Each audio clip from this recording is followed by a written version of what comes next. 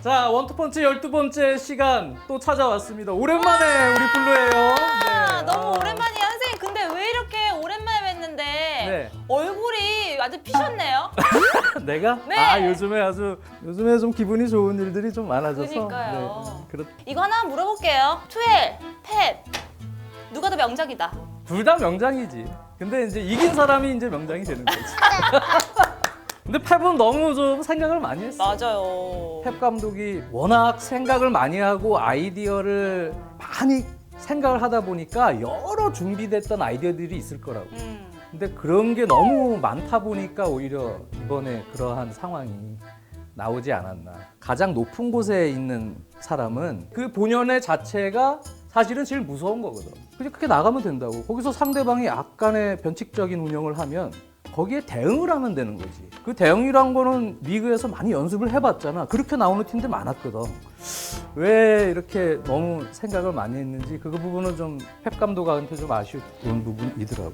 쌤, 근데 지금 제 옆에 이렇게 흑과 백으로 두 명이 이렇게 와 있잖아요. 저 이거 너무 소개하고 싶어서 이렇게 막 아유. 입이 근질거렸는데 이분들이 또 저를 이겼습니다. 아, 이분이 또 이기신 이기셔갖고 와서 친구도 이렇게 데리고 오셨어요. 야, 일단 소개를 좀 해주시죠. 성함이 어떻게 되시나? 아, 예, 저는 심성민입니다. 심성민 씨, 저는 이훈재고요. 이훈재 팬이 어디 팬이신데? 아, 저는 뉴캐슬. 뉴캐슬. 네. 저는 발렌시아. 성민 씨는 발렌시아 팬. 그러면 오늘 무슨 얘기를 하는 게 좋을까요? 오늘 뭐 발렌시아 얘기를 하긴 저번에 뉴캐슬 얘기할까? 뉴캐슬은 너무 마이너해서. 그래요? 네.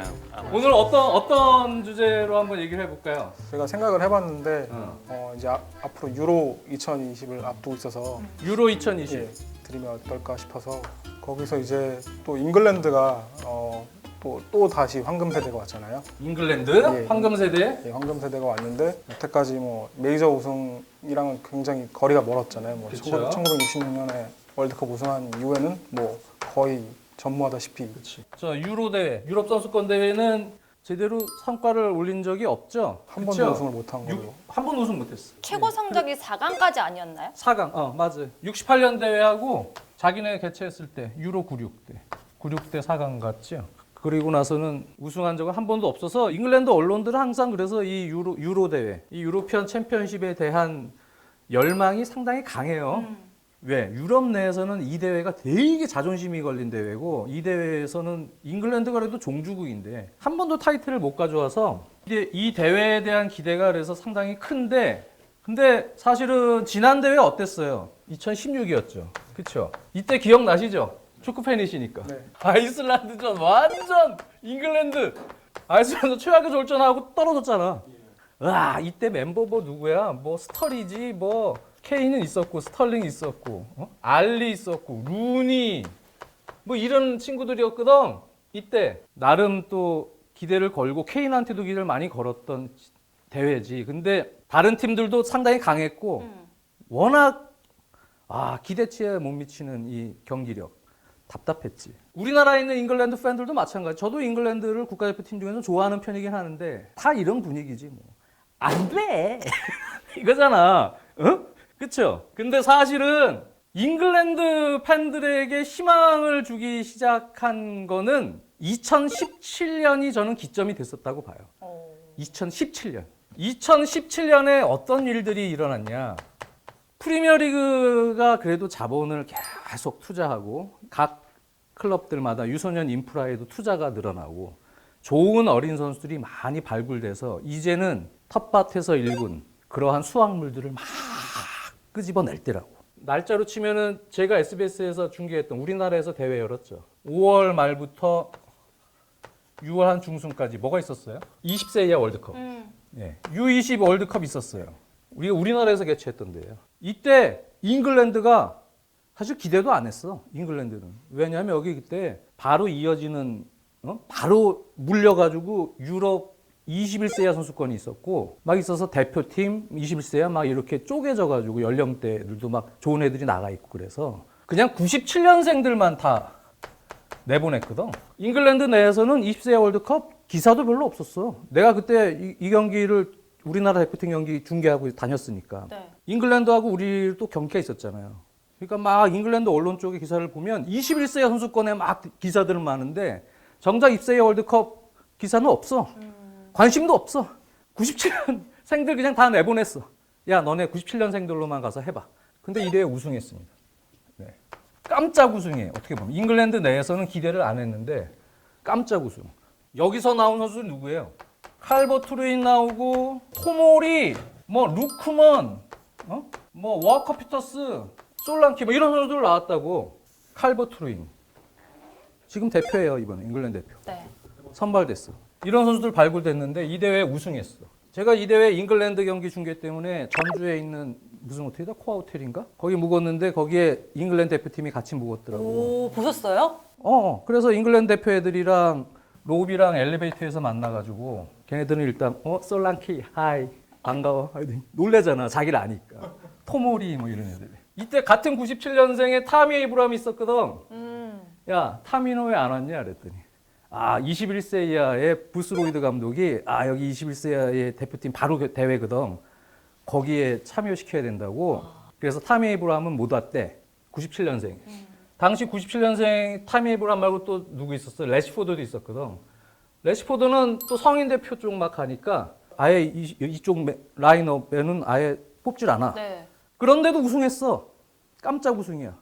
그래서 잉글랜드 내에서도 놀랬지. 어쨌든 이 밑바탕에는 이 당시 멤버들이 에버튼 출신 선수들도 있었고 전체적으로는 상당히 좋은 알토란 같은 그런 선수들이 많았어. 그리고 이어지는 바로 똑같은 2017년이야.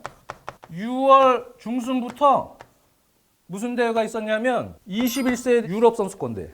사실은 잉글랜드 내에서는 이 대회에 대한 기대가 더 컸어. 이때 멤버가 엄청 짱짱해.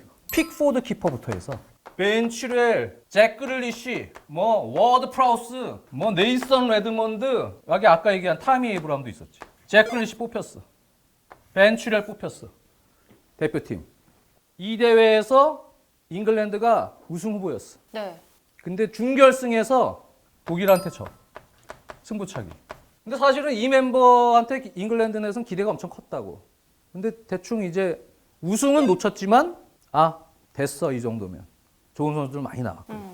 바로 이어지는 대회 또 있어.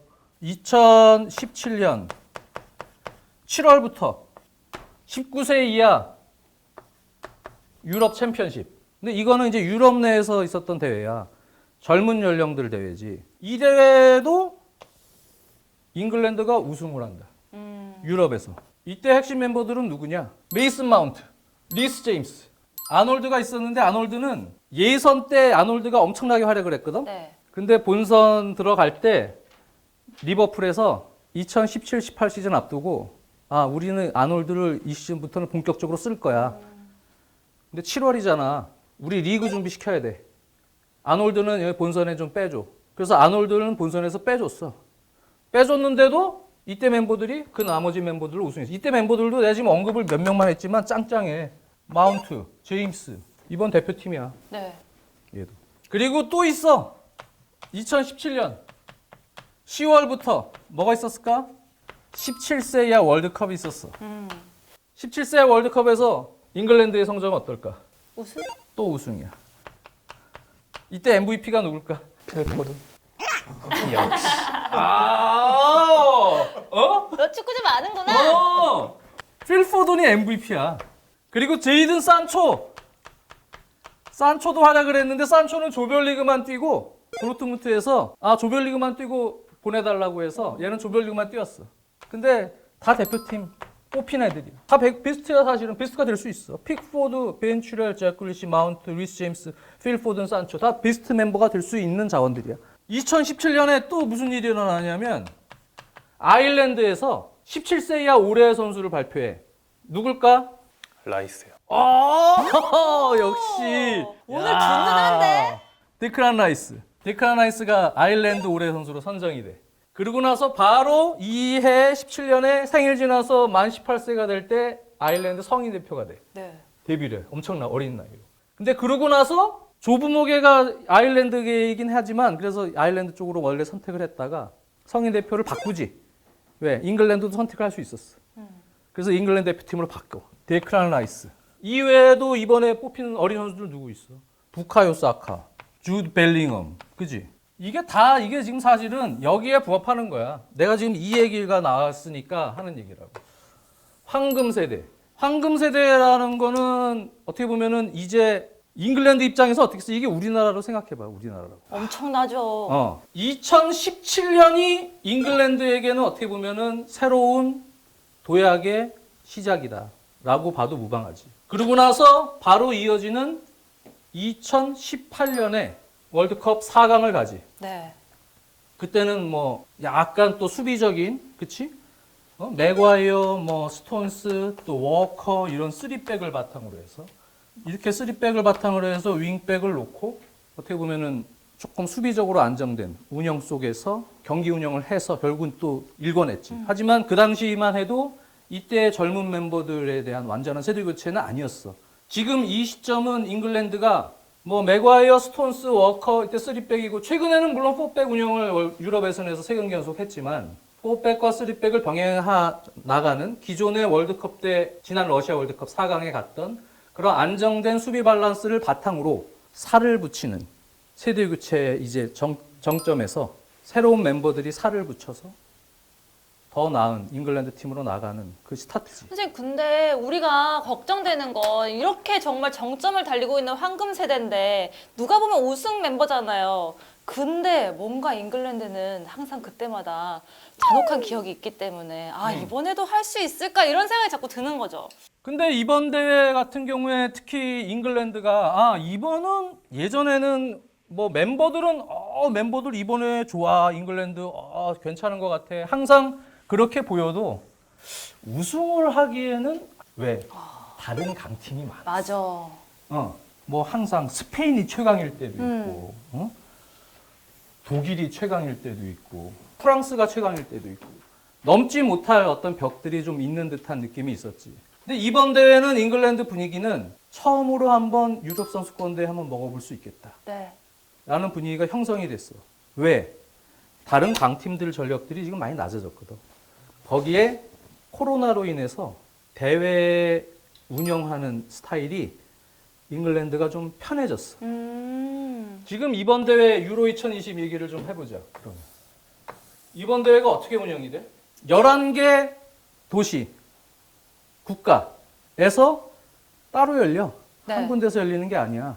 이 11개국에서 다발적으로 열린다. 근데 각 조에 호스트 팀들이 있어. 잉글랜드 같은 경우는 이번에 같은 조에 누구야? 크로아티아가 있지. 그다음에 스코틀랜드가 있어. 그다음에 체코가 있어.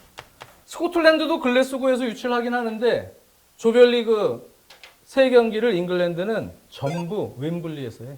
올 웸블리야. 스페인 같은 경우는 스페인이 속한 조는 3경기를 다 해. 네. 조별리그. 세비야에서. 독일이 속한 조는 뮌헨에서 3경기를 다 해. 이탈리아가 속한 조는 로마에서 3경기를 다 해. 그리고 이제 나머지 뭐 이런 팀들이 중간중간에 이제 섞여가지고 매치가 이루어져. 근데 이번에 제일 죽음의 조가 어디야? F조지. F조에 누가 있어? 프랑스, 독일, 포르투갈, 헝가리. 이야, 완전 죽음의 조. 24개 팀이 참여하는 이번 본선에서 조 3위 팀도 올라갈 수 있긴 한데 1, 2위는 가고 토너먼트로 6개 조에서 조 3위에서 좋은 성적 4팀 올라가. 그 시스템 알지? 네. 그러면 2팀 떨어지잖아. 프랑스는 유치를 못했잖아. 이 조는 어디서 해? 독일에서 해. 독일이 3경기 뮌헨에서 다 해. 독일 되게 유리하지. 그렇죠. 독일은 내 생각에 그래서 확률이 조금 높다고 생각을 해. 프랑스가 되게 세긴 한데 포르투갈도 지금 멤버들이 좋잖아. 좋아요. 자칫하면은 이 두 팀 중에 한 팀이 3위 경쟁에서 이상하게 꼬여가지고 떨어질 수도 있어. 그렇잖아. 잉글랜드는 이 이점에다가 준결승만 딱 가지? 그러면 준결승 2경기랑 결승 어디서 하는지 알아? 런던? 웸블리에. 준결승, 결승을 다. 잉글랜드 대표팀은 웸블리에서 성적이 엄청 좋아. 알 거야. 웸블리 승률을 보면 거의 연승이야. 조별리그 본인의 안방에서 3경기 하고 그리고 16강, 8강만 2경기만 잘 딴 데서 넘기면 바로 또 자기네 안방으로 오는 거야. 상당히 유리하지. 경쟁력이 상당히 높은데 반면에 그동안의 강력한 우승 후보들 지금 경쟁력이 많이 떨어져 있어. 스페인도 뭐 세대 교체를 좀 과거에 뭐 진짜 샤비, 이니스타 뭐 이때랑 비교하면 나이가 조금 젊어져서 세대 교체가 된 듯한 모양이지만 스쿼드를 보면 약해졌지. 옛날의 그 상황은 아니야. 공격진의 파괴력이나 전체적인 스타일 자체가. 잉글랜드 입장에서는 뭐 독일 사실은 또 프랑스 이런 팀들은 여전히 유주의 대상이지. 포르투갈, 이탈리아가 조직력만 잘 갖추면 지금 이탈리아 뽑힌 멤버들 다 자국 리그에서 상당히 좋은 선수들이고 조직력으로 화려한 스타 플레이가 눈에 확 띄진 않지만 네. 승부를 하면 이탈리아는 의외로 생각보다는 난 잘할 수 있다고 봐 이번에. 하지만 여전히 잉글랜드 입장에서 볼 때는 예전에 정말 막강했던 이탈리아는 아니야. 그치? 이탈리아도 좀 그렇고. 네덜란드도 마찬가지야. 한창 좋았을 때 네덜란드랑 비교하면. 벨기에 같은 팀도 있지 물론. 벨기에는 이미 황금 세대가 지났어. 다 노쇠화됐잖아. 뭐 알더베럴트, 베르통원 이런 센터백부터 해서 허리라인, 미드필더, 뭐 악셀 비첼, 뭐 아자르 이런 선수들이 다 전성기들이 지났다고. 데브라이너는 또 뛰기도 쉽지가 않을 것 같아 지금. 얼굴 지금 부상을 당해서 뛰지 않을지도 지금 불투명하다고. 지금은 전체적으로 그 역대 유럽 선수권대랑 비교했을 때도 잉글랜드 입장에서는 지금 제일 우승할 수 있는 적기라고. 그렇잖아. 그만큼 아까 얘기했던 이 유로 2020 잉글랜드 지금의 황금 세대가 과거 메이저 순환사를 겪고 우승할 수 있을까? 가장 가능성이 높은 대회인 것만은 분명하다. 그 전술적으로도 그렇잖아. 지금 잉글랜드의 베스트 11을 대충 그려보면 어떨까? 쌤, 근데 그런 얘기도 있던데요. 너무 좋은 선수들만 있으니까 이 선수들을 가지고 어떻게 구성을 할지 그치. 고민이 된다. 특히 라이트백이 지금 굉장히 고민이 된다. 이런 얘기를 많이 하던데. 아놀드도 막판에 이제 합류를 하면서 라이트백이 좀 많아졌지. 네. 그렇잖아. 그래서 지금 사우스게이트 감독은 베스트 11에 대한 구상. 한동안 3백을 다시 쭉 쓰다가 최근에 월드컵 예선 3경기는 다시 4백으로 돌아왔는데 기본적으로는 일단은 맥과이어가 어느 정도 이제 컨디션이 돼서 뛸 수 있는지는 모르겠어. 근데 일단 높게 뽑았으니까. 맥과이어 스톤스를 기본으로 놓겠지. 여기에 코너 코디하고 밍스가 뽑혔지. 타이론 밍스. 왼쪽은 누구야? 칠을 벤 츄렐이 있지. 그리고 루크 쇼가 있어. 오른쪽은 누구? 4명. 워커, 트리피어가 있고, 제임스가 있고, 아놀드가 있고. 여기서 이제 어떤 모양새가 나오느냐. 기본적으로 데클란 라이스를 상당히 좋아하지. 가레스 사우스게이트 감독이. 데클란 라이스를 중용해. 그리고 좋아하는 선수 누구 있어? 마운트. That's right. 제일 좋아하는 선수가 마운트야. 여기에는 누가 있을까? 원래는 핸더슨이 와야 돼.